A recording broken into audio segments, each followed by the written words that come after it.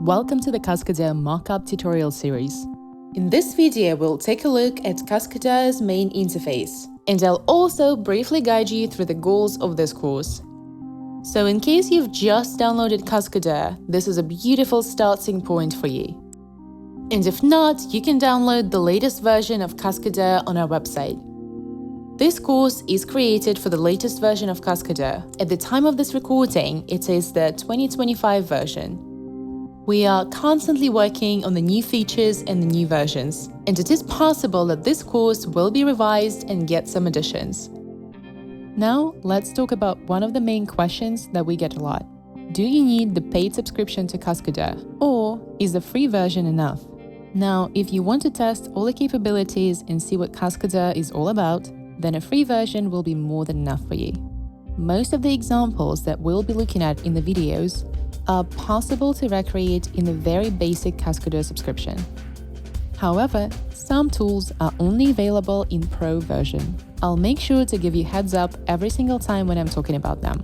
I will also do my best to introduce you to similar free tools. Now, if your goal is not just to learn how to use Cascadeur, but to actually employ it for your projects, I highly recommend at least getting the Indie subscription.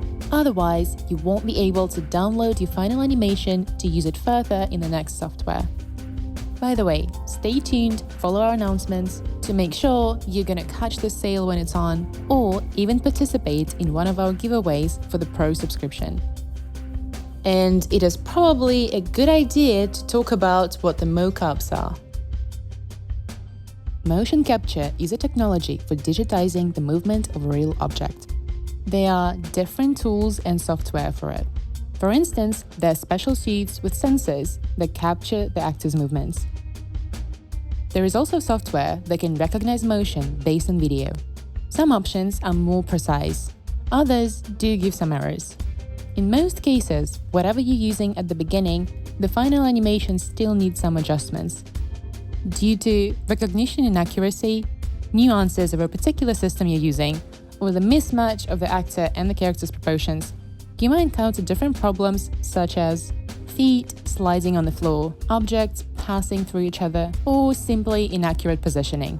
Your character's body can be twisted in a weird way and look broken. In other cases, you need to refine the animation, taking into account the technical or creative task. For example, when you need to loop an animation, or merge multiple animations together, or separate them, change the speed and the direction of the movement, add new elements to the movement, etc. But first of all, let's do a quick interface review. And additionally, let's take a look at how to upload your animation. In the top left corner, you have the Home or Starting button. In the Starting window, you can find Cascadeur news and tutorials, and you can also find pre-made scenes and character models in here. And this is also the window where the Cascadeur user settings live. One of them will be choosing your color theme, dark or light. Here you can also choose the folder for autosaves, and you can select how often you would like the autosaves to happen. You can find additional settings in the Settings tab on the main screen. Here you can also specify the max number of autosaves. Additionally, you can check how much space the current autosaves take. And this button will immediately delete all of them. As you can see, there are also RAM and other operational settings. And that's also the tab where you can adjust your informational and other pop-ups. If you would like to get back to the original setup, please use the Reset to Default button.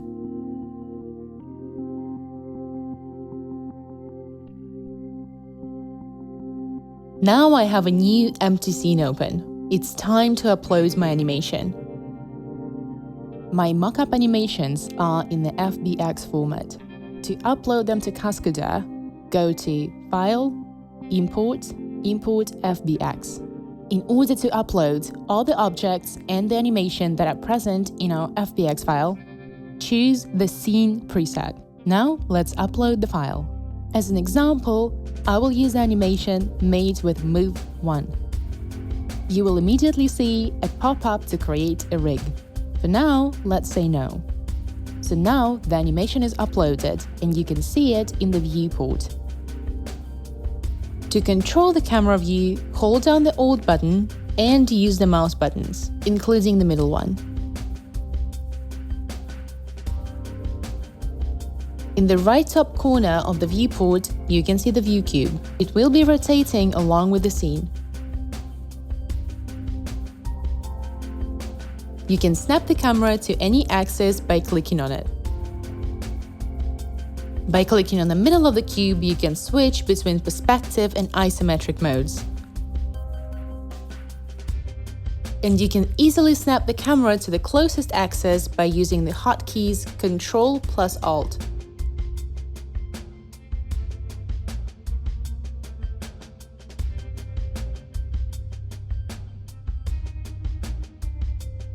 Use the hotkeys Ctrl plus Alt and swipe the mouse to quickly jump between different axes. On the left of the viewport, you can find different viewing modes. In each mode, certain types of objects are active. For example, we have a joint mode where you can see all the joints. I'll tell you more about different types of objects in the next video. You can also see the list of all the objects in the scene on the right in Outliner. Right below the viewport, we have the timeline. Here, you can see your animations frames. You can move between frames by clicking on them or by using A and D keys on your keyboard. Underneath the timeline, you can see a slider that can limit the frames interval that you're looking at. The windows show the total number of frames and the number of frames in the current active interval. Here are the player buttons to play the animation. You can also use space on your keyboard. Here is a scene of the mocap animation.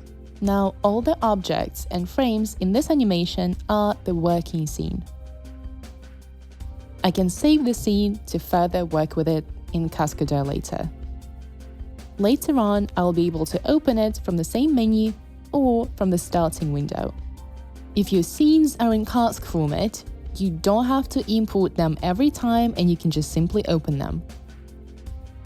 Please note that you can work with different scenes at the same time. You will see them as separate tabs on top of the viewport. And this is what the main interface looks like.